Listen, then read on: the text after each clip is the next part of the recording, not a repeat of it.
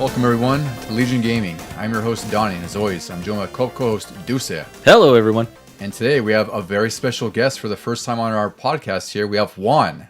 How are you, sir? So does my intro music start now, or do I have to wait a minute? How does this work? Oh, we should have clapped for that. Yeah. Yeah, I guess we could have. Hi, everybody. Yeah. Well, I mean, I could drop a glass and then that would be the glass shatter. Yeah, something tells me that's not going to work. It won't work well. I can always edit that in post and add glass. Oh, You don't have okay. to actually shatter a That's glass. that's what we do in modern days. Yeah, that's behind the scenes magic you don't know about. Thanks for having me on, guys. We're very glad to have you, Juan. And today, Juan, you selected a game for us today. I think it's a very special game. So today we're covering Gunstar Heroes, one of the gems on the Sega Genesis. Another guest choice and another Sega choice. Yeah, which we need more of. Yeah, I think our guests are trying to tell us something. Yeah. That we were poor when we were kids, I think is what we're trying to tell you. I think it means that, we need to get a little bit more Genesis, a little bit more Sega love, even though we had a little bit. Our guests did what Nintendo don't. That's right. Yeah. So it's great to have Juan on here because with Gunstar Heroes, I didn't grow up with this game. I learned about it a lot later. But it's one of those treasure games that is definitely notable on the Genesis, and it's great that Juan had such fondness for it to do a whole episode because it was easy to convince us to do one. I like it. Yeah. Same for me. Like, I didn't grow up, with the Genesis at all, and really, Juan is the reason why I know about this game. Is it really? Yeah. I didn't realize you hadn't heard of it before. You hadn't played it before? No. It wasn't even until I went over to your house that first time, and you had it on the Wii. And you were like, hey, check this game out. And I had never even heard the title or anything about it. Wow. That's craziness. So I first played this game as a kid. And as Deucy just said, he played it at my house on the Wii. I have it now on the Switch. Yeah. I basically download it every time I can. It's your I think I think I have it on my phone too. Like, yeah, this game and I go way back. Great game. Yeah, so I'm excited to cover it. I think it's a great choice.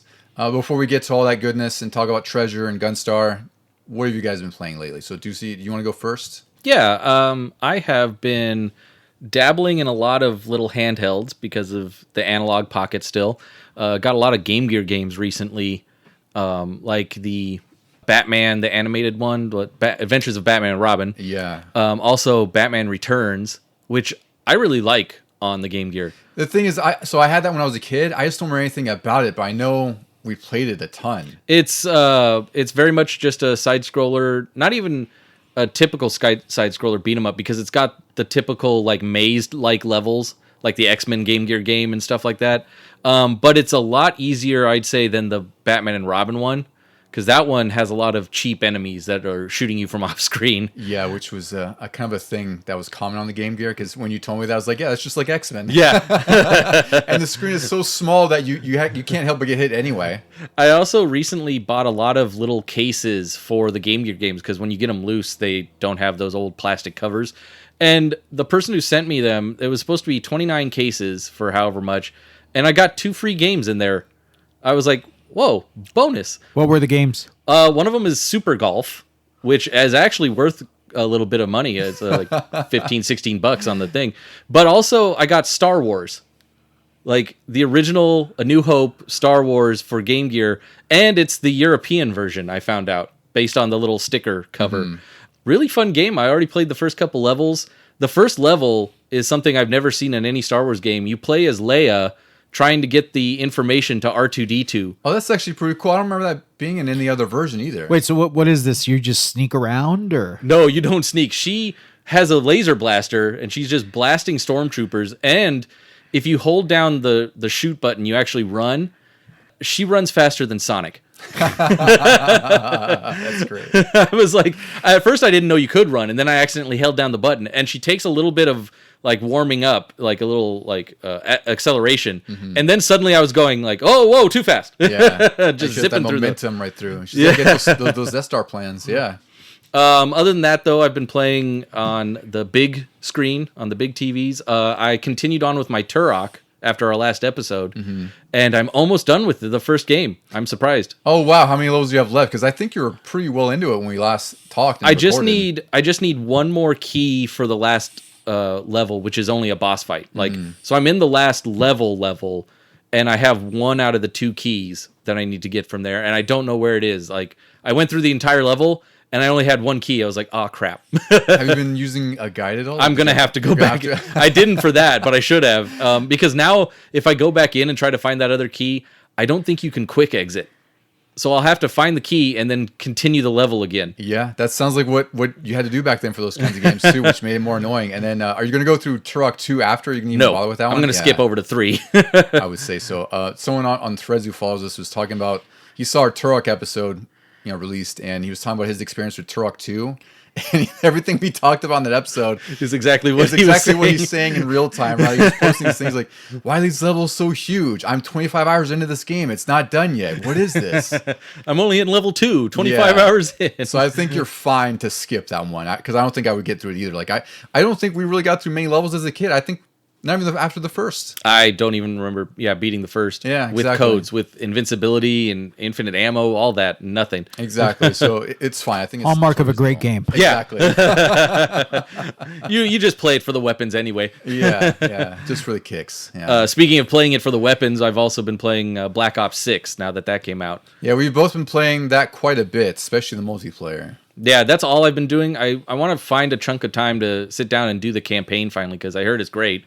But the multiplayer is also equally great. It's really good. It still has some of its COD nonsense, like where you die from behind or something, or COD timing. Yeah, COD timing, where it's like you put down your sights at the worst possible second to get killed. But this one feels better than Modern Warfare 3, and I don't know if I like it more than Modern Warfare 2. It's hard to remember if I liked it more than that, but we spent a lot of time on 2. We did, but I feel like we spent even more time on Cold War though. Yeah, which was previous to that one. And this is very much like that. It's very arcadey. Exactly, compared to the last 2. Is why I really like it too. But yeah, we've been having a really good time with that one. Yep. Yeah. Anything else you've been? No, I think that's it. Just for I was trying to think. I was like, man, have I really only played Black Ops? But that makes sense. Well, it's also, it does take up a lot of time. This is also a little bit shorter time than what we usually record. Usually it's like maybe once a month. So there's that too, where it's like we've kind of been playing the same thing because it's been like 2 weeks since we have a free minute, we text our buddies and say, hey, get on. Exactly. Yeah. Exactly. Yeah. Juan, what have you been diving into? Well, other than replaying Gunstar Heroes for the 700th time for this episode, I finally 100%ed Tears of the Kingdom, Legend of Zelda game. So I got a Zelda itch. I went back and re-downloaded Majora's Mask, Ocarina of Time, Skyward Sword. So I finished Ocarina of Time and Majora's Mask. I just started Skyward Sword a couple days ago. I'm the type of guy, I'll replay the same game 60 times. And so this is probably the 4th time I played through Skyward Sword. Oh my God. But it's the first time with not a Wii. So I played through it with the Wii a bunch of times. The Switch port got rid of the motion controls, which is great. I got to play that now. Yeah. No, it's terrific. It's still good. It's still good. But yeah, that's about it. I went through a time where I got into mobile gaming. I hate to say this. And so I was downloading things left and right. And you know how most mobile games are like paid to win? Yeah. And so I told myself, I'm not going to be one of those guys that pays to win. Yeah, that lasted like a week. and then they got a ton of money out of me. I won everything. And I was like, oh, that's right. This is why I don't play these games. That's what happens, though. It's like I can't judge anyone or shame anyone, right? Because for me, I do the same thing with like a fighting game where it's like, oh, they have a new skin, $5 for classic Ermac or something.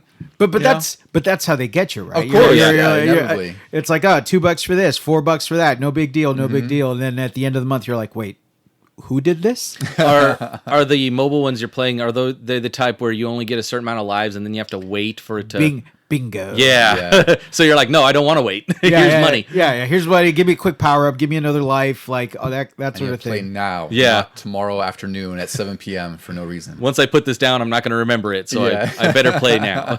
But if you really think about it, it's funny, right? Because you'll drop $60-$70 on a game, for your Xbox, for your PlayStation. And then you'll download some things, as Donnie said, right? You download this skin, that skin. We probably pour a solid 120 to 140 into any given game just on that stuff alone. Over its lifetime, yeah. And I just got to say, remembering back to my youth, for example, with Gunstar Heroes, man, they really got us, didn't they? Gunstar Heroes, I spent hours on, had a great time. It was, $40 at the time? Even with inflation, it would have been, $65? Now I'm spending $140 a game. and I want more. Yeah, Yeah. It's all the replayability factor, because it's like me and Deucy always say too, like there's some games we'll play, like Turtles in Time, last 40 minutes, and that was like $80 back then, right? In 1990s money. Yeah. And nowadays, like, yeah, you're blowing $100 on these gold editions, premium editions, or whatever's out there. It's pretty crazy, but they're selling for a reason, right? That's why they continue to do them, because people are buying them. They're not just... Oh, yeah. I don't want the audience to get me wrong here. This is not some getting on a soapbox about why we should not buy these games. Yeah. I will continue to buy. After this podcast, I will probably go buy more games. But just the observation of it. Yeah, to that point, I was just thinking of how, like, I didn't buy what do they call it? The Black Cell edition of Black Ops for the Battle Pass and everything. And then I'm like, who am I kidding? I'm probably eventually going to get it. It happens. We all just need that one extra push where you put that one little carrot you need just to put you over the edge and buy it. Yeah, usually it's like a skin of some sort, like a new gun type or a new character. And that's fine. Just spend money on whatever you want. Like, if you're playing the game enough to justify it, it's fine. Like, even with Warzone, when we originally played it, right, during the pandemic, like, we spent hundreds of hours on that, and we spent like $10 because we got the battle pass and kept renewing it, right? I was gonna say, you only had to buy it that first time, and then you earned enough each season. And then sometimes we'll get that skin that's like $15, and we're like, well, whatever. It's like, I've put literally 300 hours in this game. $15 is fine. They got us when they first put in it was Leatherface and Jigsaw, I think, right? Were those the first? I was gonna say one of the first ones we got. McClane and Rambo came after that, huh? Yeah, it was Cold War, I believe. Yeah. I think the first season was Leatherface and Jigsaw were the first big ones. That's when they get you. Yeah. And I think, I'm just trying to picture, because Black Ops 6 takes place in the 90s, like how many 90 stars are we going to get? I know. It'll be really interesting to see, and which ones we'll end up diving into and buying. If they have a Jean-Claude Van Damme Street Fighter, like it's over. look, it's over. I'll be buying that day one. Don's like, I don't have to spend any more money. That's it. Just that character. For the lifetime of this game, I am JCVD as Guile. That's all I need. Yeah. For what I've been playing, so I was playing Zelda Echoes of Wisdom. I've been playing that for like the last month. Is that good? It's really good. So it's a very different Zelda game, right? Because you're playing as Zelda. She can't actually, use a sword or anything. Like, she has her staff where she summons echoes, because anytime you kill an enemy or there's certain objects you can learn as an echo, and that's now an object you can place in the game. It's sort of like a smaller, condensed version of Tears of the Kingdom's Recall, yeah. So it's like all the puzzles are oriented around using these objects to either make like a ladder or something, or solve a puzzle by grabbing what you summoned and landing it on the switch. It's really good. I put I think it must have been like 22 hours, 24 to finish it, and there's still stuff that I could have gone through and everything. But I was at a point where I was just kind of rolling through the game. I was ready to end, and you get to that point. But it was really, really good. I definitely recommend out there, if they're on the fence, wait for a sale, maybe as much of a sale as it's going to be, because Nintendo, it's like $15 off, if that. Yeah, that's generous. But it's a really damn solid Zelda game. I really enjoyed my time with it. Like, it was a twist on the formula, and it was really interesting. I think by the end, I was getting tired of the combat a little bit, because like the last boss, depending on what summons you have, it could change the difficulty of the game based on that. So it was kind of tedious. Even though it was an easy boss, I just didn't have anything else to really fight him with. Oh. Like, I had so much and only so much useful, right? Because he can bowl over certain things. So by then I was like, it's cool. Like, this game was perfect at around 25 hours. I think it's totally solid for that. I'm still diving into Dragon Age: The Veilguard. This has been like one of my biggest surprises this year. I think there's like 3 acts in the game, and I think 19 hours last I saw, and I'm just doing like all the side stuff that comes up. I mentioned it was sort of like a Mass Effect with like a fantasy twist, and that's exactly what it is. Like, these 2 elven gods are released into the world. They're basically just going to destroy the realm and put a blight on the world, and you're a rook who has to go all across the realm to help these other characters out. These side characters who all have this sort of common enemy, right, to save the realm. And it's freaking amazing. I've been enjoying the hell out of it. So I wanted you and saw me playing it earlier for a little bit, which was pretty fun. It looked gorgeous, by the way. It's a really gorgeous game too. Like, the art design here is freaking stellar. And the other game, which we already touched on too, was Black Ops 6. I've also been playing Warzone since that got everything that Black Ops 6 did this week for the Season 1 launch. I'm not sure how I feel about it yet, because whenever, Deucy, like whenever there's a new Warzone, it's like they'll take 1 step forward and then 4 steps back, right? Like, they introduced some things in the new map that they took away, because it's sort of like, the reverting to what the original map was. there's omni movement, but now it's like it just feels like crazy multiplayer on a giant map. Like there's times where you can't even land and survive for 10 seconds. Yeah, when you think about it, we mentioned that Cold War, the last Black Ops game, was kind of arcadey, but they never implemented that movement into Warzone. It was totally separate the whole time. It still felt like the Modern Warfare 2019, which everybody was happy with because it was, still that very classic map and everything. But now, yeah, I could see how this would be very hectic on the Resurgence mode. But did you do the big map regular mode? We did both. Oh, okay. So Resurgence, the new Resurgence map is Area 99. I haven't learned it because we've died so fast. Like the best we've gotten is like second or third or something like that. I saw one building. Yeah, but the game moves so fast, like the pace is so fast, that it's hard to familiarize yourself with it. But it just feels like with this version so far, it just feels like I was thinking about like Warzone in 2020, even 2021. Like this game is so far from what that kind of Warzone was, like that sense of battle royale where there'd be times where you, me, and Randy would be hanging out on the stadium or in a building, just camping, waiting for people to come by because you had limited resources. Like every gun felt like it was deadly. It wasn't just like multiplayer where you just run up on people and mob them and kill them every time. So it's an adjustment. I'm not sure how I feel about it yet, but it doesn't have the best first impression. I'm sure it's just an adjustment period like anything else because the game just feels like a brand new game with all the new movement options, and they got rid of the backpacks. So I have to get used to not hoarding smoke grenades like I usually do. It was nice to hoard like armor plates and things, but I'm glad that there's no backpack system. Yeah, I agree. Like in general, I think it would be better for the game because that means that people aren't stocking stuff for the end and just bombing you with kill streaks and lethals and God knows whatever other nightmares. So it's been fun. Of course, it's like we'll see where it lands, but I don't know. I feel like even if I said like, I'll kind of taper off and not play it as much, it won't matter because Verdansk is coming next spring, and that's going to just reel me back in. Oh, anyway. We're all getting back. We're all getting on. That's going to be a full-on reunion at that point. Yeah. All right, guys. So I think it's time. Let's talk about Treasure and Gunstar Heroes.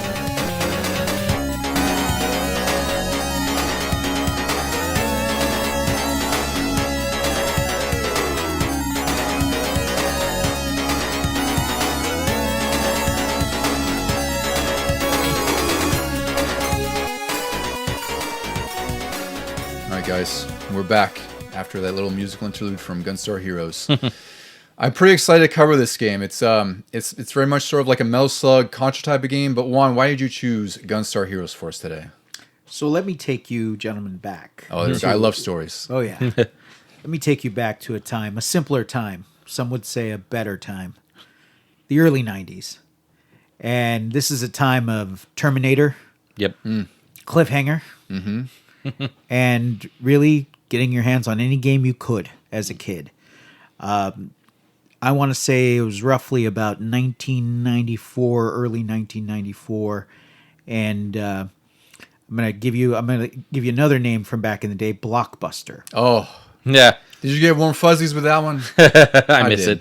That's right. I did. And when you would go to Blockbuster on that Friday night, that Saturday night to go get a movie.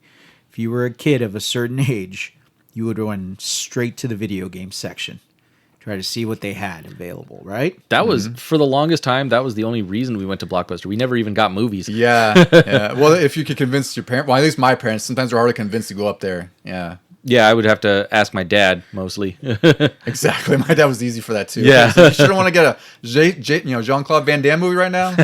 Well, so yeah, exactly. Movies were, everyone could enjoy, but as a kid, you wanted to get a game. And so, browsing through the aisles, Sonic, which already came with the console, some other games, and the cover of Gunstar Heroes features one little dude who I later came to realize was an adult, but in my kid brain was another little kid. Yeah. Just going ham. And some bad guys in the background. And of course, the name Gunstar. For 9-year-old me, 10-year-old me, that was the coolest name ever, right? Oh, Gunstar. Awesome. So, immediately grabbed it. Begged my dad to rent this thing. He said no. Negotiated for the better part of 5 minutes about what I would do if he rented this game. And lo and behold, we rented the game. And I got to tell you, gentlemen, Never looked back. From the moment I popped that game in my Genesis till we had to return it 2.5 days later, whatever that was, 3 days later, I was hooked. Fast forward to a few months after that, convinced my dad to buy the game for me. Was it like a birthday or Christmas or something? Or I think it was to shut me up. Yeah. Okay, that works too. Or because you'd rented it so much. Yeah. You may as well buy it. Yeah. Right, Pop? Yeah. Like at that point, I think the special occasion was just get this kid off my back. Yeah. So fast forward, as I mentioned to you guys, a decade later, and I still own the game, still played it from time to time. My Genesis barely connecting to the TV anymore at this point, you know. N64 is already there. Hearing these new things about these new CD consoles, so on and so forth. PlayStation 1's right around the corner. And sure enough, I forgot about the game. And then the Wii came out. Oh, yeah. 2 words for you, boys. Virtual Console. One of the greatest things Nintendo ever did, and one of the worst things they ever killed. Yeah. And it was there on the Virtual Console. Replayed it another 20 to 30 times. And we'll talk about why this game is so replayable here in a moment. And then everything else is history. I've owned different versions of the game. I owned the 3DS version of the game. As I mentioned, I owned the Switch version of the game. Was the 3DS like the Virtual Console, or was it an actual like 3D? No, it was 3D. Oh, damn. Yeah, they called it a 3D classic, although it had never been in 3D, but they ported it, and really one of the formative games of my childhood. If I were to say what are the 5 games that shaped my gaming life and that are my favorites, it's that, Ocarina of Time, GoldenEye, Super Mario 64, obviously big Nintendo guy, and Mortal Kombat 2. Fantastic choices, all 5 of them. On the Genesis. Yeah. Let me be clear about the Genesis, because that's the one that had blood. Yeah. Well, Mortal Kombat 1. Well, both had blood on with Mortal Kombat 2, though. No, but on the Super Nintendo. Yeah, Mortal Kombat 2 had blood on that version. I thought it had the gray... No, that was Mortal Kombat 1. That was the first one. Oh, okay. Yeah. But nonetheless... They got their act together. Nintendo finally got their act together. Yeah. Exactly, yeah. But I do love the Sega version of Mortal Kombat 2 as well, because I played that a ton, because I had owned that, and I always rented Mortal Kombat 2 on Super Nintendo. So, you know, it sounds chunkier, and it's a little bit uglier, but I don't care. I love that game. I'm nostalgic for it. But anyway, yeah, and so now we're here talking about it. Yeah, thank you. That's a fantastic story to kick us off for Gunstar. All right, guys. Well, I think to get started with Gunstar, we have to talk about Treasure and who they are, because I think they're one of the best developers that, if you know who they are, you know how great they are, but maybe if you're not familiar with them, you might not understand how great they are. So Treasure was an indie Japanese studio that was founded in Tokyo in 1992. This was founded by about 10 people, and the great thing about this company, just right off the bat, is that it's made up of Konami veterans. So this team worked on games like the Simpsons arcade game, which we all know and love. Yeah, they started there. Bucky O'Hare, Super Castlevania 4, and most importantly to Gunstar Heroes, arguably, Contra 3, which was a huge Super Nintendo game, which I think we should probably cover at some point. We haven't done Contra, and I think maybe we'll do a ranker for that one or something. Oh, yeah, maybe. That'd be kind of cool. I don't think I've played 3 as much, but they have the great collection, because Konami has put out some great collections recently. Yeah, and that's always like $4 or $5 too. Like that one is just like the Castlevania one. It's always dirt cheap. You know, it's worthwhile. So that team from Konami had kind of migrated to make their own studio, and really the name Treasure came for the fact that they literally wanted to be a treasure of the gaming industry. And I really think they live up to that name as we get through some of the games they developed before we get into Gunstar Heroes. So the company was founded by President Masato Magawa. He worked at Konami shortly after graduating college, and like I said, he was with the other 9 people who started this company, and they were really sick of doing sequels at this time, because in the early 90s, you guys know as much as I do, like sequels were just a yearly thing. There was a lot of games that went on for like 4 or 5 games. We played all of them. It's weird. You're talking about the 90s, right? Not like the 2010s and 2020s? Yeah, exactly, right? People act like it's a new thing, right? But back then, we were dealing with the same thing. So Treasure decided that they wanted to break away from that, because they wanted to kind of innovate on games and make games that they thought were fun. So their philosophy to game development was that they just wanted to create games that they would enjoy, not games that would necessarily be commercially viable or commercially successful. Like they're not looking to be like, like a Madden 20 million seller kind of thing. That is unheard of. It's a these really days. crazy philosophy, right? Like, I guess you have some independent developers now that put out things on Game Pass or put out things in the Nintendo eShop, but you don't hear about them going, yeah, we're gonna do this. Gunstar is practically like a Konami big. It feels like a Konami game through and through. Whereas like independent games these days don't always feel like the big AAA titles. Mm-hmm. Yeah, and yet again, this is 1993, 1992, and they were in that kind of mindset and philosophy long before really anyone else was. But really, that's sort of like the essence of gaming, right? It's supposed to be something you enjoy and have fun with. And if you're kind of, it's a common criticism I think of modern gaming now. It's where like so many publishers are purposely developing games to be the most successful they can be, right? To milk as much money out of it. Whereas you look at Treasure and they're like, no, like we just want to create what's really fun and something new that you haven't played before or experienced. And if it doesn't make a ton of money, that's fine. We'll make another game that's just as awesome, Yeah. So their philosophy was simply to create games that we want to make. Just to reinforce that there. That was said by the president of the company. And Treasure would develop a ton of games throughout their history, like from 1993 there to 2015. Some of the games that they've come out with, there's Dynamite Heady, Guardian Heroes, which is a Saturn beat 'em up, Mischief Makers, Radiant Silvergun, which is a huge shoot 'em up that was only on the Saturn and was ported to Xbox Live in like 2011 or something like that. Sin and Punishment on the N64, Bangai-O, which is one of my favorites. Gunstar Superheroes, which that's a sequel to the game we're talking about today. Oh, wow. Advanced Guardian Heroes, Warrior World on the GameCube, Astro Boy, Game Boy Advance, Gradius 5, and Ikaruga. Have you guys had any familiarity with Treasure beyond Gunstar Heroes, or have you played anything besides that? I know, Deuce, you got Mission Makers recently. Yeah, I haven't played it yet, though. But I have watched it on YouTube and stuff, and it looks really fun. And now I'm making the connection. I didn't at first. I didn't realize it was the same people as Gunstar. Also, what you didn't have listed on here was one that you recently found and showed me was that Tiny Toons game. That's right. Yeah, Tiny Toons Buster's Bad Dream, I think it was called. That's right. We recently discovered that because I'd seen that on our list when we were doing our Tiny Toons episode, but I didn't look up the game because it's like in the 2000s, a lot of those Game Boy Advance games were kind of unremarkable. And when you look at that video of that game, it looks like a Treasure game through and through. It looks really fun. I want to track it down somehow. It looks excellent. It just sucks because I looked it up and the cart is like $100 and it's like 350 complete. And that's because apparently in 2002 was when it was released. It was a UK game, and I guess some publishers somehow got the rights to print them for the US, but it was like a really limited run. So I was like, no wonder I didn't hear about it because there's probably like 5 copies in existence. They also changed up the title for the US release. Yeah, I forgot what it was changed to. It's like just Scary Dreams or something like that. Yeah, Ghost something. Yeah. You both never played that game? No, not for the Game Boy. For the Game Boy Advance one? Yeah. No, have you? Yeah. Because it's Treasure? No, because it was Tiny Toons. Tiny Toons. Oh. Yeah. What did you think of it? Did you enjoy it back then? Oh, it was a great game. Yeah. I wish I had gotten it, but I have to get an emulator to play it now. But it looked really awesome. Like it looked like I said, a treasure game, like a side-scrolling treasure game, like it should.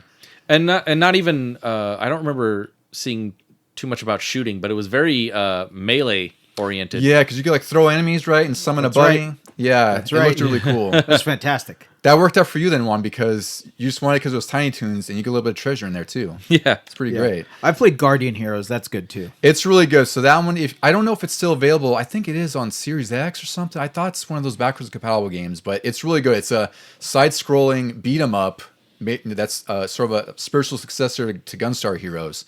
And it has this weird sort of mechanic where you can jump different planes. Like there's two or three lanes, like the Power Rangers movie game. Yeah. Right, on Super Nintendo. Yeah. Similar to that.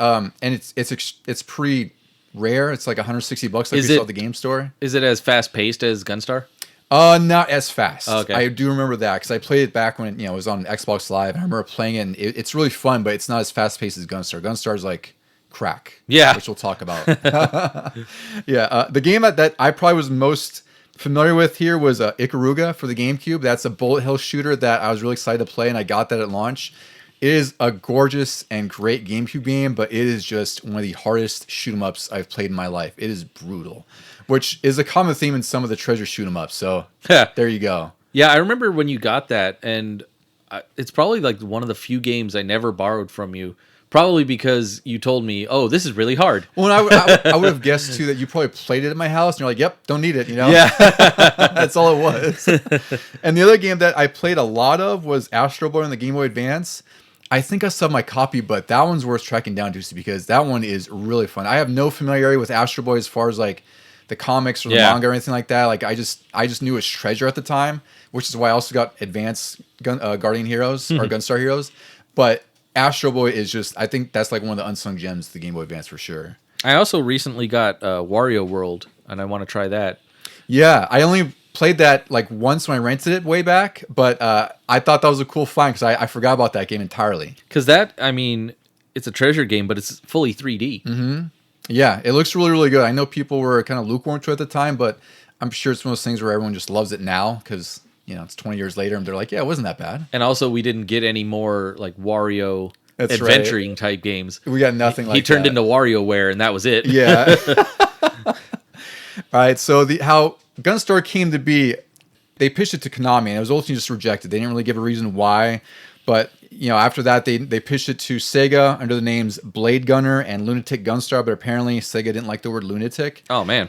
But yeah, which is really weird. But I guess that's against like 90s things where certain words weren't appropriate for kids and certain were. You know, like Teenage Mutant Hero Turtles in Europe. Oh yeah. Right? That whole gimmick. But before Sega would publish Gunstar Heroes, they kind of gave a challenge to Treasure to develop a game for them because at this time Treasure hadn't made any games before. This was sort of their, you know, they knew people at Konami, but this was the first instance of Treasure trying to seek out a publisher for their games. They're just like a brand new company with no real lineage. So Sega said, you can develop McDonald's Treasureland Adventure for the Genesis. Have you guys played this one at all? Like, did you rent it? Have you seen this one at all? I feel like I've seen it on YouTube, maybe. Like, Didn't even know it existed. is that the one? Oh no, maybe I'm thinking of a Nintendo game where like there's little golden arches and you have to collect them. That's what's that? It's called. That's not Globetrotters. It's some name like that. I forgot what it's called. It's like Mac and something. I know what game you're talking about, but this one's different. This one you play as Ronald McDonald. Oh, okay. Then I do not know that. Yeah, it looks really cool. Like I don't remember playing this back then. I can't remember if I even saw it for rent or anything. But it's one of those things too where I learned about it as I get older because I'd seen it. And, you know, people were kind of saying like it wasn't that bad of a game because I would have dismissed it now. Like it looks like a McDonald's kids game. Like why would I bother with this kind of thing? Well, these days they'd probably include it in a Happy Meal. They would. It'd be a bonus. Yeah. So once. You know, that was their agreement. Sega said, we'll publish Gunstar Heroes, but we need you to develop this game first. So that's what happens. They were developing McDonald's Treasureland Adventure in 1993, and then in the middle of developing that, they were granted approval for Gunstar Heroes. So at this point, again, there's only like, you know, probably 10 to 15 people in this company. They've then split the team in two because their passion project was Gunstar Heroes. Like that's the whole reason they kind of put the studio together and to get things going, right? Is they wanted that to be their debut game, but no one was willing to publish it for them. So they in the middle of McDonald's, they broken the team in two, and then after that point, it was about 9 to 10 months to develop Gunstar Heroes, and they actually had completed McDonald's Treasureland first, but they wanted to hold it back because they wanted Gunstar to be their debut game, which is interesting. That I would do it the other way around because like, oh, Gunstar, great debut and everything, and your follow up is now McDonald's. Yeah, right. Like it doesn't make any sense, especially when you compare how different the games are. Like. I'm sure McDonald's is kind of an easier game. You know, it's made for kids. And you go to Gunstar where it's just like balls of the wall difficult on normal. Right? Yeah. It's a tale of two different games that are released a month or two apart. Yeah. Well, I think if you're the company, it's one of those things where McDonald's has all this built-in advertising behind it. If this game fails, Gunstar's never getting released. Absolutely. That's true too. Yeah, that's fair too. Yeah. Right. So release Gunstar and then whatever. You know, whatever happens at this point. But if what was it called? McDonald's Treasureland Adventure. It's a little bit of a mouthful. Yeah. See, this like is what I'm talking about. Yeah. If that game crashes, Gunstar's never seen the light of day. Yeah, which is fair. That was probably a contingent thing, right? And they probably were happy with what they saw in the middle development, and that's when they realized, okay, you can make Gunstar Heroes. We think you have something here, right? Could you imagine that crossover though?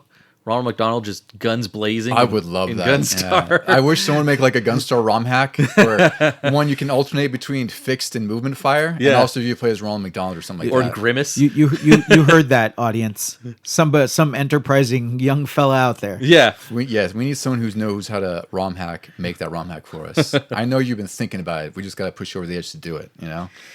So the Genesis was their preferred platform, despite them working mostly with Super Nintendo up in this point. So really, before the Genesis, no one had worked on this before. So the reason they chose the Genesis was because the processor was much more powerful than the Super Nintendo's one was, which makes sense because if you guys remember, the whole thing of the Genesis in the early 90s was the blast processing, right? That whole marketing gimmick, which they made it sound like it was something that was happening in front of you, but it's really just saying like we have a really fast processor. And the Treasure really just felt like they couldn't achieve what they wanted the game to be on the Super Nintendo because it just wasn't, powerful enough to handle that.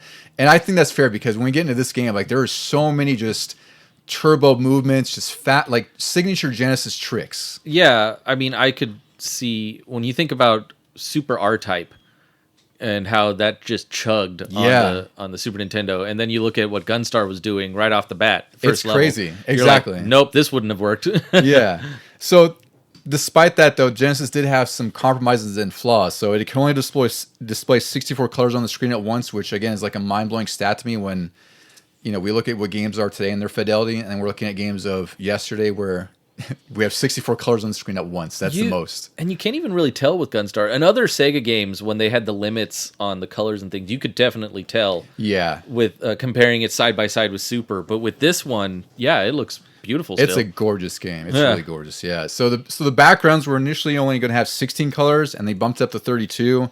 And they also had, Treasure is really good, obviously, but they were able to do some tricks with the programming where it's like, it would show like there's 3 to 4 layers on the screen at once, even though Genesis could only handle 2. However they did that, I'm sure it's some engineering feat that they figured out, or like they did things where a lot of the bosses in here, they're pretty big, but they have a lot of movements in their limbs because they're all made up of different sprites, which is a technique we'd see much later in like Game Boy Advance for Castlevania games and whatnot, and even some of the later Castlevania games.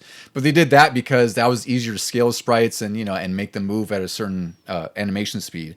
And then they realized that they could kind of cheat the big boss sprites without having to make them giant sprites by just making them multi-limbs. So it made sense to chop them up in individual parts, and also made more dynamic bosses too. So the design of this game was really approached with an anything goes mentality, and I think you can tell that here when we get through all the levels in this game. Like they just threw everything at the wall and everything stuck because there's a lot of variety in this game, especially for when you compare it to games like Contra and whatnot, which is just shoot through the levels. Contra 3 at least. You might have those levels where it's like over the top down view. I don't know if you remember those, right? Where you twist around. Yep. But Gunstar just does all that and more, but on the Genesis, which was supposed to be less powerful than Super Nintendo, arguably. I know you can choose your levels in the initial phase, and all of them felt very different. Yeah. With different enemies and everything. Like you said, Contra was always very similar. Like the lowest level were all the same looking bad guys, men usually, and then later on you would fight aliens and things. But like in this one, each level had its own set of enemies. Everything's really distinct. Well, so actually that's the brilliance of this game. And so you're misremembering it. Almost every level had the exact same enemies. What it did was every level was so different than the level before it. Mm-hmm. Yeah. That the gameplay felt different. It was all the same little henchmen, for lack of a better term, were about 80 to 90% of the enemies. Then you had the other 10 to 15% little floaty things that would throw bombs at you. And that was it. That was the vast majority of all regular enemies were that. And then there's a space level, which we can talk about later. But the way they did it was, in one level, you are running through a traditional Contra style level with trees and jumping up and down on platforms and boxes. And then the very next one, you're riding on that little sled thing, or you're riding on a sled thing. Yeah. And then the next one, you the character have to make your way up, not a mountain, but rather keep jumping up on platforms higher and higher to keep pace with a ship. Oh yeah. And then you eventually end up on a ship. And then in the video game level, the board game level, you're in individual rooms fighting off the enemies. So it does this really neat trick where the enemies are generally the same, but you're fighting them in different ways. And then, of course, the classic, for those of you who have never played Gunstar Heroes, I'm sure most of you have played one of the Ninja Turtles games, the going really fast on a speeder. Yeah. So there's a level like that in Gunstar. Again, same enemies, but now you're fighting them in the Turtles style, going left to right super fast. Yeah, that is true. Like, no level really repeats itself in this. And that's what I love about this game, because I hadn't played through this game in a long time, which we'll get to. And like when I was replaying it last night, I just ran right through, and I was like, God, Yeah. what a great 45 minutes to an hour that was, just blazing fast. It's just such a tight game, and everything it doesn't have time to get monotonous, right? Mm-hmm. That's the right thing is so great about this game. Even if I died, I didn't feel defeated. I was like, okay, Yeah, I won't do that again. What's beyond there? Yeah. So we'll get into the release and some reviews, and then we'll get to our goodness here. So this game was actually almost rejected by Sega of America until a producer there named Mac Senior, I think it was, or Senor. He was the last of 13 producers who passed on this game. So there's 12 previous to him who just said, no, we don't want to bother with this. And the suspicion is that they thought the sprites were too small for this game. Like, they just felt like that the thing of in the fashion of the time was like these giant big sprites and like these big, just big games. But he saw something in this game that I guess a lot of people didn't. And fortunately for him, he's the only reason it was actually released, because he was to approve it. So there's a story behind this, and it goes like this. And who knows, these stories, they take a life of their own over the years. Here's the story behind this. All the other producers, as you said, tried the game. All of them said no. This guy had the most respect in the company at the time. I guess in their previous work at the other company, this guy had been a big deal, so everyone respected this guy. So he really was the last chance. Yeah. Everyone has summarily rejected the game. He plays it for no more than 15 minutes. And the story goes, he puts his controller down and says, "Boys, this is the game of the year." Oh, he declared. Weights. Yeah, he declared that not even halfway through the game. He just said, "Yep, nope. Not only are we doing this, this is going to be the game of the year." It's pretty incredible, because, like I said, I think, let's say he wasn't in that production line, that review line, would this game have ever come here? We probably would have heard about this decades later. Maybe imported it. Maybe it would have been released somewhere. Like Sin and Punishment on N64. On N64, yeah. That was exclusive to Japan by then. People gave it rave reviews, and we finally saw it on the, was it the Virtual Console? Mm-hmm. Yeah. Yeah, that was one of the cool things I think it was even on the Wii Virtual Console. That was a huge deal when Sin and Punishment came here, because it was in English. There was English voice acting, and yet it never reached here. Yeah. It's crazy. Yeah. So, thankfully for him, this game got released, and Sega actually underestimated the demand first in Japan and the US. So in Japan, they only had an initial shipment of 10,000, which quickly sold through. And Sega of America saw that, and they actually requested a similarly small print run for whatever reason. Ended up selling over 70,000 copies in Japan alone, and then 200,000 overseas. That seems like really small numbers these days, but that's a pretty big success for a console game on the Genesis back then. In addition to that, there was a Game Gear port that I want to talk about real quick. I didn't get to play this because I just discovered it existed. It looks, okay. I don't know if you guys had a chance to see the video linked on there. Oh, no. So it's made by M2, and they're really one of the more notable port and emulation studios that Sega uses a lot. They're the ones who did the 3D Classics versions that you're talking about, Juan. And they most recently did the Haunted Castle remake on the Castlevania Dominus collection. They have just such a great lineage of porting Genesis and Sega games in general on the new hardware and just making near flawless emulation. So they were tasked with developing the Game Gear port of Gunstar Heroes after they saw the success of Gauntlet. I guess Sega really liked the Gauntlet port that they had done. And for some reason, this was only in Japan. It looks like a smaller version of Gunstar Heroes. It actually looks kind of cool, but also looks like it's a Game Gear game that's kind of like Contra with a tiny screen. So I have a feeling it's probably way more difficult than it needs to be. And I was like, well, that's kind of cool. It was only released in Europe and Japan from what I saw, though. And it was released in 1995. Some review scores here. So we usually get GamePro, EGM, and Nintendo Power, but obviously this was a Sega-only release. Yeah. So we're not going to talk about Nintendo Power in this instance. GamePro reviewed this in issue 55, February 1994. These are all out of 5. They gave graphics of 4, sound of 4, control of 5, fun factor 5. They praise the wild variety and imagination of levels and bosses, and they know the amount of weapon combos and hand-to-hand moves. And they thought the graphics and speed were great, but thought the character sprites weren't sharp and hard to distinguish from your friend in co-op, which that's probably a fair criticism because this game gets pretty crazy with just single player with all the stuff happening in the screen at once, especially in the later levels. I was impressed with myself for keeping track of myself on the screen. That's also fair. I guess it helped that I was playing in the Switch handheld, so the screen's like right in my face. Yeah. And I didn't do co-op. I bet I would have gotten confused then too. That's what I think, because I haven't played this co-op ever, and I imagine, have you played this co-op on at all? Did you play it like that? I have played it Do you co-op recall what the numerous experience times. was like? Awesome. So it is wild. So you have to remember, there's no friendly fire. Yes. Oh yeah. So even Thank goodness. So so even if you kind of lose yourself for half a second, by the time you and your partner are kicking ass, you go, okay, there he is. That must be me. All right, Yeah, good. getting the flow of each other. Yeah, that mental synergy. I would imagine if I lost track of myself, I would just hold down the fire button still. Yeah, and I'd say force you for this game. There's not that many bottomless pits you can fall into like Contra, so it's actually, I'd imagine co-op is really just chaotic because you can't see where you really are on the screen versus just, falling to your death because your buddy jumped too high or something. Oh you know? yeah. EGM also reviewed this, issue 52, November 1993. This was their game of the month, which was no surprise. It scored 4 9s out of 10. So that's a really solid score. They said the cart represents the fact that the Genesis can still beat out the competition. Again, this is like 1993, so the Genesis wasn't, on a downward spiral or anything, but Saturn was already being talked about. That was coming out within the next year or two, right? When was Sonic 3? Oh, it was this year. okay, yeah. Actually around this time, so just to name a few games that came around. There was like Aladdin that came out, Sonic CD, Sonic 3, Incredible Crash Dummies, a game I played a lot of as a kid. I don't know about you guys. And Teenage Mutant Ninja Turtles Tournament Fighters, which we talked about in one of our episodes. That was a fantastic game, especially on Super Nintendo. But getting back to the EGM review, they said it was one of the most intense and best-looking action games they've ever played.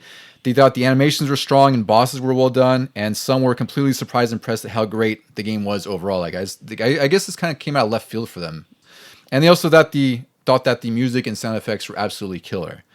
So, fellas, I think these reviews are pretty much on the mark. I can't say I disagree with either of them, especially as far as their scoring. I would have on GamePro. I would have bumped the graphics up maybe 4.5 or 5. Yeah, like this game is a gorgeous Genesis game in 1993. Yeah, it's really good.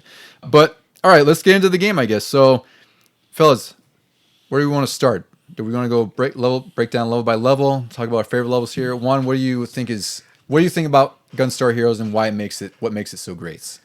I think that I've been praising this game all day, but I think the one thing we haven't talked about, which was unique at the time, was the weapon system. Yes. Yeah. So before you even started the game, it asked you two things. One is, how do you want to shoot?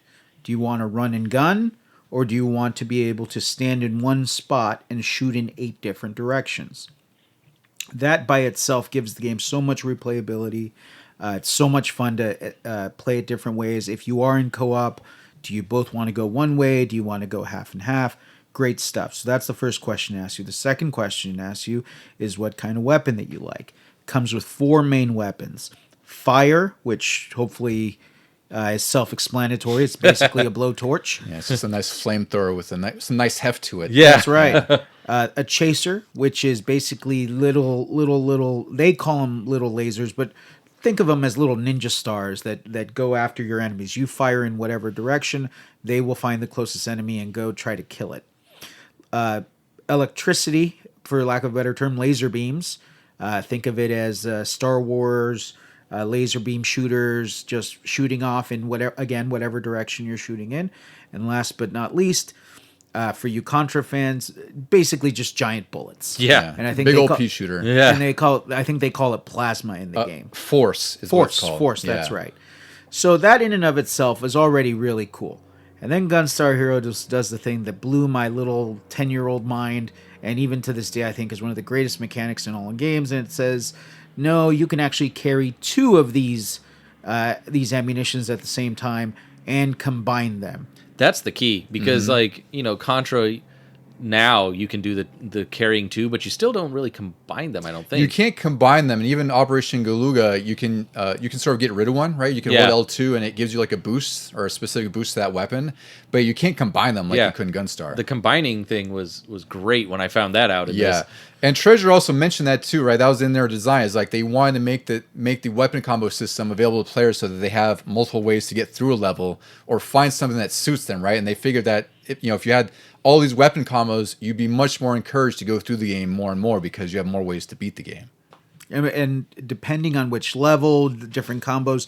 But I got to tell you, boys, if you kind of listen to the 4 options that you had, in my mind, the overpowered option was always the chaser. Yes. Right? For a side-scrolling shooting game, the idea that your ammo would find whatever direction the enemies were in was already just so overpowered. And then you combined it with something else to give it a little heft. If you haven't played this game for your first playthrough, I cannot recommend enough Chaser with Lightning. 100%. Which is basically a cheat code. It's broken. It basically is. Imagine again if a stormtrooper could aim. Yeah. Is basically the Chaser with Lightning is just hold down the button and that laser beam will go find every enemy on the screen. And if you hold the button after it finds its target, it will just like hover over the enemy until it's dead. It does damage over time. Yeah. Yeah. So that was by far the weapon I used to get through last night because I was watching a show while I was playing this. And it is just like the most broken weapon combo because I was just running through holding the trigger. And unfortunately, I chose fixed shot. I was going to ask you guys too, are you a fixed shot person or are you like run and gun? So I chose fixed shot because I'm more familiar with like Super Metroid and you can shoot in all 8 directions.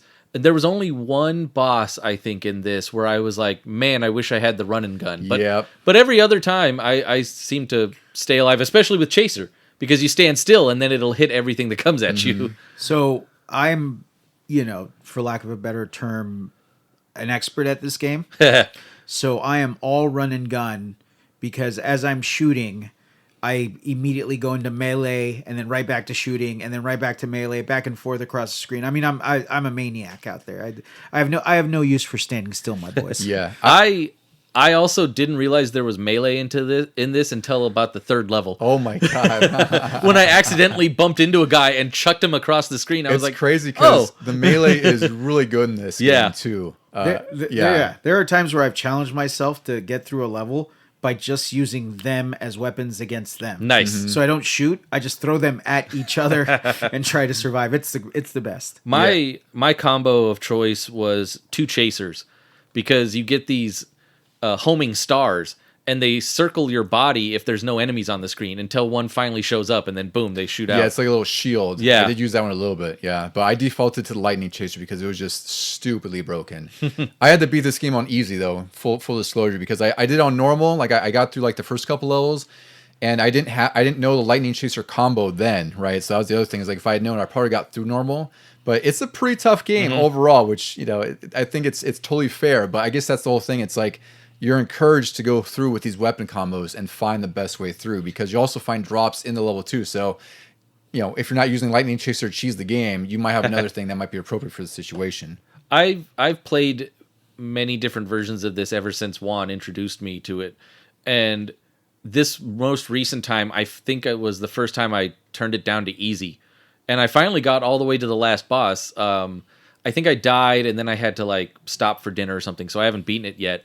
But it is definitely the furthest I've gotten in the game, and it was really quick. I was surprised with that. Like, I didn't even intend to speed run, quote unquote, but like, it was just you got through the level pretty easy. The boss was insane and fun, and then you were looking forward to the next boss. You were like, I want to see what happens next. Yeah, and this game, so the format is you have 4 levels you can start with at once because the whole story of this game, at least in the US version, is that Colonel Red is out to get these 4 gems, and it summons like this. Colonel Red, you mean M. Bison? Yeah, he's basically M. Bison. He looks exactly like M. Bison. It's dead on. So, quick fun fact. He looks like a fancy M. Bison. Yeah. Like, hello. He's like the really rich.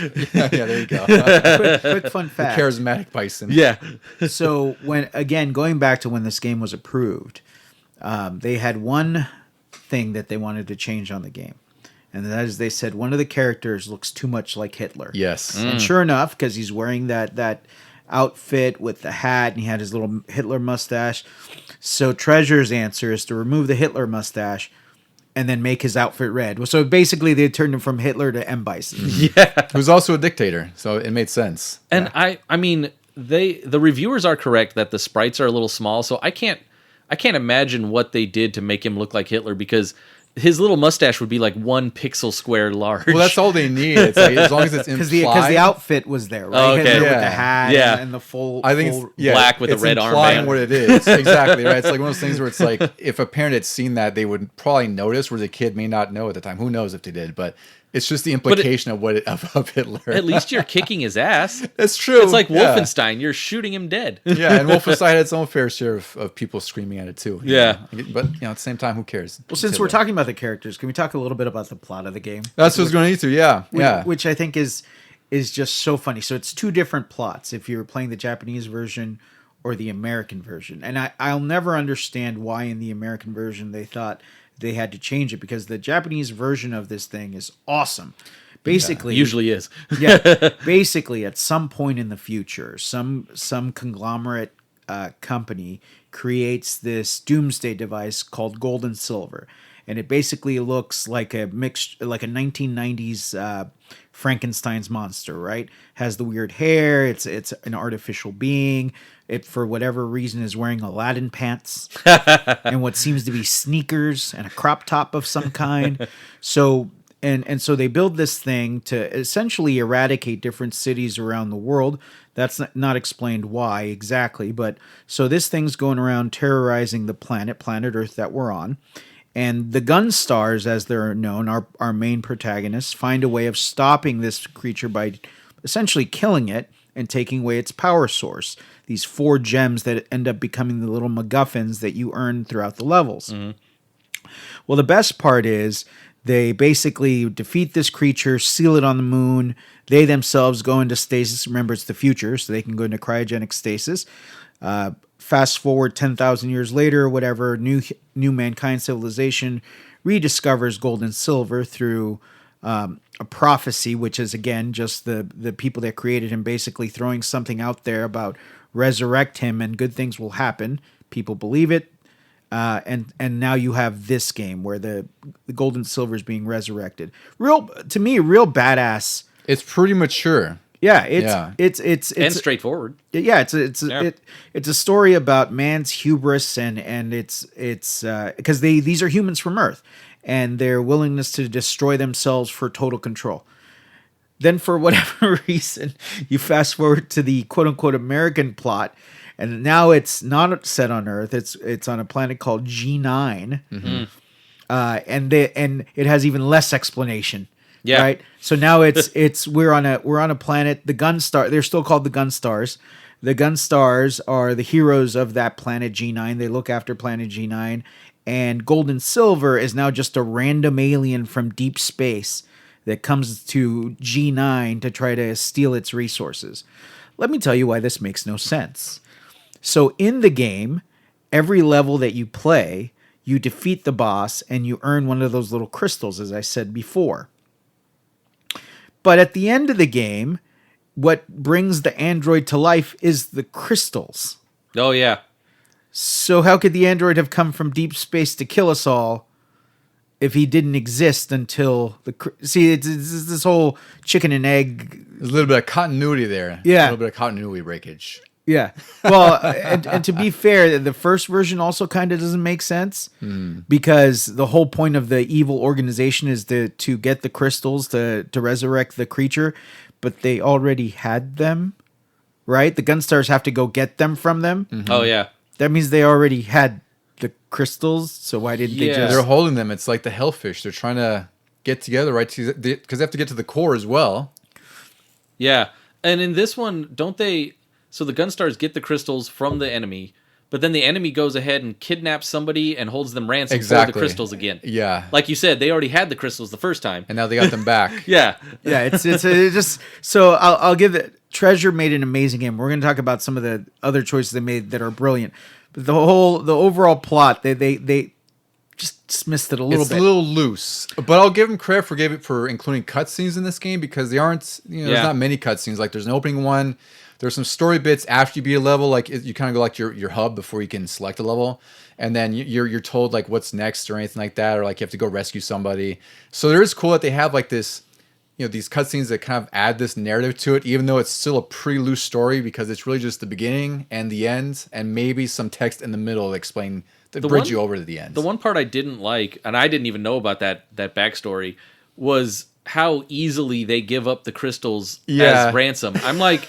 Make the enemy like punch me or something. Yeah, they basically just walked on in and said, "Hey, we're gonna kidnap her." Yeah. It's like, oh, well, here's the crystals. I just got through Please 4 levels. Yeah. Well, to be fair, she's their sister. Yeah. So they're not all just random friends. No, Like, No, of course. That's But it's just still- funny it they was just so walked easy. on in. Yeah. They just said, "Give us the crystals. Here you go." Yeah. That's really what it was, and then you have to go back to get them. But that leads into like the end of the game too, which it turns things on its head, which is a really fantastic sort of. I guess we'll call like Act 3, or I don't even want to call that side. One of my favorite parts of the end part is when you're going through, like, I guess you could say it's the boss rush, and you're seeing it from the view screen of the enemies. Yes. And every time you beat one, the other guys are like, and then they go off to the side and they're like, okay, Yeah. my turn, I'll do it. So before we get to that, because I really think we need to talk about that whole end sequence and how the game turns into like a shoot 'em up, and also for me, I'll talk about how I feel like there's a lot of treasure DNA for obvious reason in this game that also influenced later games. Like you could see some themes that are directly inspired from Gunstar Heroes enemies or some of the art it has in here, but the levels in here. So each level has its own boss. Each boss is drastically different than the previous boss. And They're all kind of these wildly different things. Like in the first level, you fight like this giant plant thing, like almost like a poison ivy vine that's just flopping around in the air, which is kind of funny. There's one level where you fight a transforming mech that's on the minecart level, which was just an insane boss rush of its own. There's like 3 forms there. Yeah, I couldn't believe that. I actually did that level last, and I'm like, it feels like this level should have been last. The way you have to keep going at that guy, and the way you can go from like ceiling to floor, and then from left to right because the level keeps changing. It's really incredible. Yeah. So let me tell you guys, that level changes based on the difficulty. Oh. So that final boss, you defeat 3 of his forms on easy. That's what it was, yes. 5 of his forms you have to Oh, defeat God. on medium, and also he's called 7 Force. You have to defeat all 7 of the forms. My on goodness, hard. I did not know about that. And the corresponding HP Yeah. reflects that. Yeah. I thought something was up because you fight him in that level, and then in the later boss rush, he changes into different forms, and I'm like, I'm betting you, like, the forms are kind of random. that too. Like, I thought it was randomized. Yeah. Yeah. Well, it is randomized if you only do 3 or 5. Yeah. But if you do all 7, it's Yeah, you'll all see them 7. all. Yeah.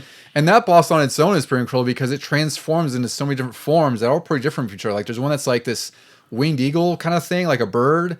There's like this thing with like a tail, like a mace tail. Oh, yeah. And it just looks incredible. In this game, again, like I can't understate how fast it goes because I think this is just a Prime Genesis trick with the blast process thing that we'll call again. But this game is just 100 miles an hour all the time. this goes back to what you said about their idea of anything goes. They said, we want all of these different types of bosses. Well, let's make them all one guy. Yeah, exactly. They combine whatever ideas into one, and it works. Well, let's quickly just recap the types of levels here. You have your regular Contra-style jungle fight. You have going up, again, to keep up with a flying ship that's going up high, so you have to be on side platforms, jumping up and killing enemies. You are sliding down a pyramid, basically, killing enemies. Oh, yeah. Mm-hmm. You are doing the one we just talked about in the subway, which is basically the Ninja Turtles going sideways. You have a board game level where you literally throw dice I love that level so much. and land on different things. After you finish all of these, you then start the end sequence, which includes a random space level. Yep. It's a full-on side-scrolling shoot 'em up. Yep. Completely different than what you played before in the last 4 or 5 levels. Yeah, and you're just on a ship now, and you have power. Or you don't have power ups. You still use your 2 weapons, but that's the one time you see completely different enemies. Then you do another traditional this time boss type side scroll Contra when you're trying to infiltrate the enemy base. Then you do the boss rush, which Deucy talked about, where the bosses are watching you on a screen, and then you have to defeat them one by one. As you defeat them, they talk to each other and say, okay, you're up next. Yeah. And then finally, after all of that, you then face off against the final boss, which, again, for lack of a better term, it's the boss is running at you, but not really. And you're dodging attacks and just all of this in one game. It's almost, to your gentleman's points, it's almost like someone was pitching all this to their boss and go, so we could do this, we could do this, we could do that, or we could do this, but maybe we could do this and possibly do that. And the boss just looked at him and go, yes. Yeah. That's all he needs. He came in like, there's no bad ideas, everybody. that Key and Peele sketch. Yeah. Gremlins 2. Give me your ideas. They're all good. Yeah. I think that's what really makes this game stand out, even above Contra in most cases. Like I know Contra has like its own lineage and people are so fond of that, but it feels like Gunstar Heroes is more of like the cult hit game, right? There's like a bit of a cult following under it. Yeah. But it's not really held in the same regard as Contra for whatever reason. I'm really surprised about it because I would argue a lot of this game has more variety than Contra. Well, for sure. I'll tell you why. Advertising. That's also fair too. Yeah. Right? So this game got zero advertising in any way, shape, or form. Yeah. Right? It might have been reviewed in some publications, but there were never any commercials. Back in those days, no newspaper type things, no magazine. And, well, like you said, Konami was big on sequels at the time, so Contra kept getting, like, numbered entries. It did, and, or at least Contra in the title so you knew. Whereas this, all of its sequels were sort of spiritual successors. Yeah, there's nothing really connected to the other ones. Well, here's another except one. for, like, the hero's Arcade. name. Mm-hmm. Right? There's no arcade version of That's Gunstar true. Heroes. No, this would be a prime for an arcade, this type of game. Even though it would be a quarter muncher, it'd be so perfect for a co-op arcade game. But my point is, no one discovered it through arcades. You discovered it one of two ways. Either you got lucky like me and there happened to be a copy of it at your local Blockbuster, or you talked to someone like me and I said, hey, play this game. It's amazing. But, so it just hit me right now as we're recording this podcast why this game is the way it is. Okay, I'm going to give you a scenario, both of you here. Let's say you decide to start your own gaming company, the two of you. And you think you're going to be successful, but you're not sure you're going to be successful. And so this is your one shot, right? They promised you can make this game. They will fund this game. They will release this game. And you had all these ideas for all these games you wanted to make. But this is your one shot. I see where you're going with this. Yeah. Would you not just go, F it? Yeah. Yeah. You have to. Yes, I would like to make a game that's a giant board game where different. I would like to make a space shooter. I would like to make a traditional Contra game. But who knows if you're ever going to get a chance? Screw it. Yeah. It all goes in this one. And again, it ties back to Treasure's philosophy of they're just making games that people can enjoy, and that's what this game does. Like it's just like I said, everything thrown at the wall and everything stuck. It wasn't like certain ideas rolled off and like there's maybe a few things you can nitpick in here. I can't really think of one immediate. I would say, I don't know. There's not really anything negative about this game that I can truly say is sort of like something that would affect the game's enjoyment 31 years later, right? Because that's the other thing too is like I can nitpick for 2024 terms, but it's still an excellent game all throughout. I would say, I don't know if this is a nitpick or not, because this is very true of the time. But like when a death is very detrimental to you. That's true because you have 100 hit points of health to start out, and you can get health pickups to increase that. Like I was up to like 200 at one point. Yeah. But yeah, you only have one life basically, one shot, and you have to start either the section or the level over after. Yeah.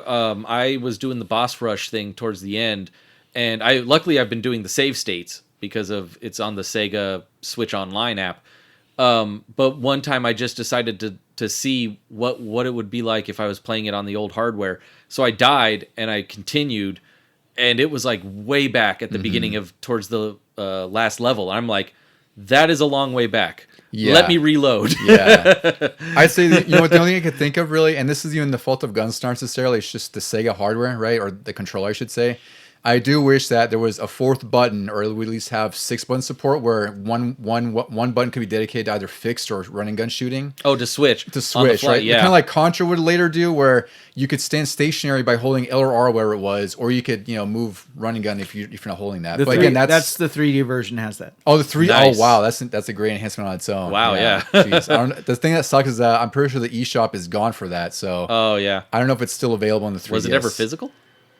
I don't know. I know they released some 3D classics. I don't know if Gunstar was on it, though. I should check. That'd be a good thing. I would love to check that version out because this game was not developed with 3D in mind, right? That was the other thing. I read a little bit about the 3DS port, and they basically had to not hack it, but they had to develop a way to do 3D on it. And from what I had read, it's pretty impressive, and it looked really great. Or is it still sprites, but then they add like a background? It just I'm not sure how they did it, but yeah, that's the idea. Is like it's more like parallax scrolling, right? Yeah. So you see more of the layers and pop out like the 3DS does. So I have to check and see if it's even available because I would love to play this version. Otherwise, it'll be like, I guess, an emulator and throw it on a cart in your 3DS, which would be a lot of work. Or play it if Juan brings his over. Yeah. I don't know. So I think a couple things I want to talk about here is the Dice Palace, which maybe it's granted, like all these levels are noble for one reason, but Dice Palace is perhaps one of the most unique of the entire game. It's like Deucy mentioned before, it's just a board game, which is incredible. Like you're just playing this run and gun shooter for most of the game. And now to get to this final boss section, you roll a die. It only gives you choices from 1 to 3. And then each of these spaces will have like, there's either an item or you have to do a boss fight. And the bosses might be bosses you fought previously, or it might be totally new bosses, like this weird jelly looking thing. And there's one that was like a happy clown face, which I don't know if you guys noticed, but for me, it looked pretty impressive because it looked like a Star Fox's 3D with that effect they did. Well, I don't think I got that. You didn't? It has like these triangles and like the red clown nose. Like I'm sure Juan knows what I'm talking about. Yeah, it moves from left to right, like meaning its face moves left to right. It's like, almost that's like what he's talking about. Andross. This, yeah, like like Star Andross. Fox. Yeah, it's really interesting. I was gonna ask if it only gave the illusion of randomness, like. Based on difficulty, would you be rolling more ones at a harder level so you hit more of the spaces? I know there's some randomization because I was curious about that because I was like, there's that go backspace where it's like right before the final spot where it'll literally take you to the beginning of the board. And I was curious, like, well, let me see if I just do a save thing if it is actually random or if I'm supposed to hit that. And obviously it is randomized because when I rolled it that time, I got like 2 and I was like, of course I did. So I loaded the save things like I guess it's not random because I got 1 after or whatever, But I'd be curious if normal, hard, and I think there's even expert. Yeah, I haven't noticed a difference in the dice. Yeah, because I got to the end part and I saw that little death square right at the end. I'm like, uh-oh.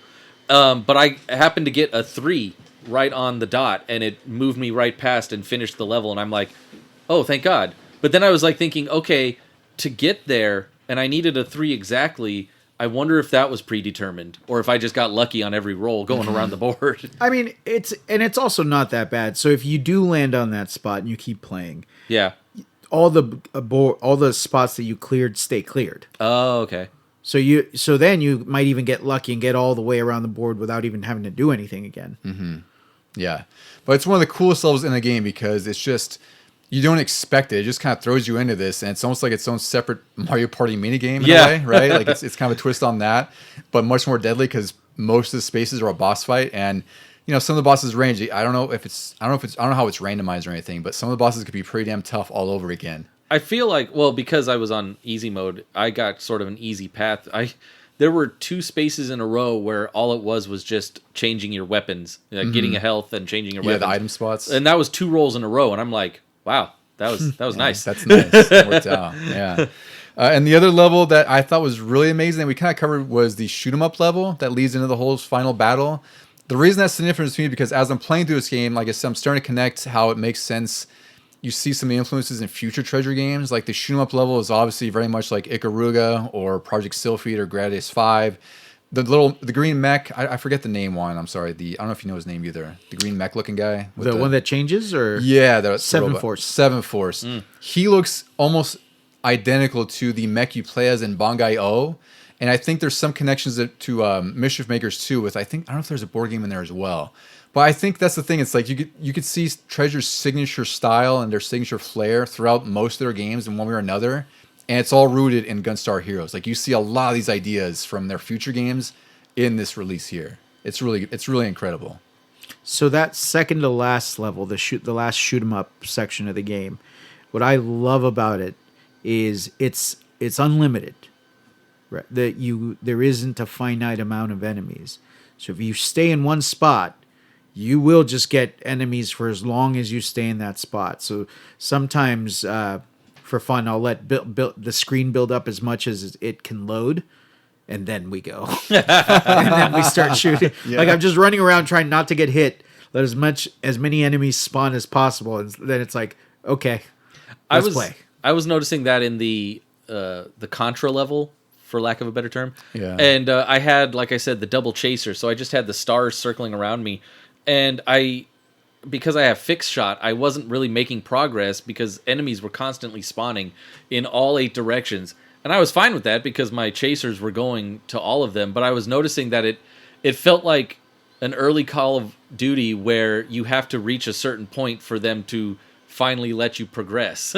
Yeah, exactly. It was almost like a scripted event point. Where, Yeah. yeah. It was You had to kill just enough. I was like, I'm decimating the population here with just standing still, and they're constantly coming after me. Well, I think, and even at the last level when you get there, it says, was it destroy them all or kill them all? Yeah. Like, and it's like, if the game wasn't going 100 miles before, now it's going 150 miles because you're at that last point and it's trying to make this the most frenetic thing you've ever played in your life because you have to stop this from happening. It's really incredible that just doing that alone kind of connects the narrative and also adds to like the variety that you said, Juan, where it's like you're fighting mostly the same enemies without maybe the exceptions like the sprites are kind of colored differently or whatever.